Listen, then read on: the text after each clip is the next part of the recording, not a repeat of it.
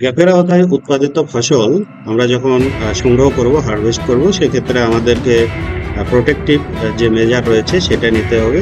বিশেষ করে হাত স্যানিটাইজ করা, এখানে পোশাক পরিচ্ছদ, নিরাপত্তা পোশাক পরিচ্ছদ করা, বিশেষ করে আমাদের অ্যাপ্রন বা পিপিই, মাস্ক, মাথায় টুপি, হাতে হ্যান্ড গ্লোভস, এগুলো পরতে হবে। একই সাথে সাথে আমরা যে আমরা যে ফসলটা হারভেস্ট করব সেটা সংগ্রহ করে যে রাখবো, এই পাত্রটাও কিন্তু আমাদের যথাযথভাবে পরিষ্কার করে নিতে হবে।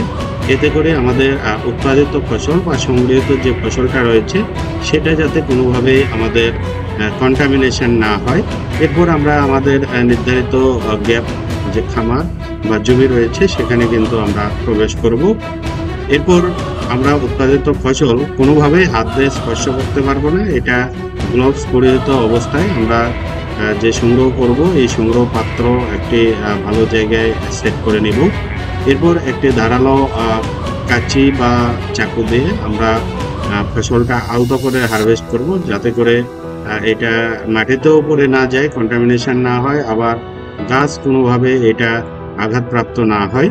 এবং যেখানে আমরা এই উৎপাদিত সংগৃহীত ফসল রাখবো সেটাও যাতে পরিষ্কার পরিচ্ছন্ন থাকে, মাটির সংস্পর্শে না আসে, কোনোভাবেই যাতে কন্টামিনেশন না হয়, সেই দিকে কিন্তু আমাদের লক্ষ্য রাখতে হবে। এইভাবে আমরা গ্যাপ ফসল হারভেস্ট করব এবং এটা অবশ্যই আশা করা যায় আমাদের নিরাপদ হবে। এমআরএল টেস্ট করার পর আমরা বিষয়টি আরো নিশ্চিত হতে পারবো।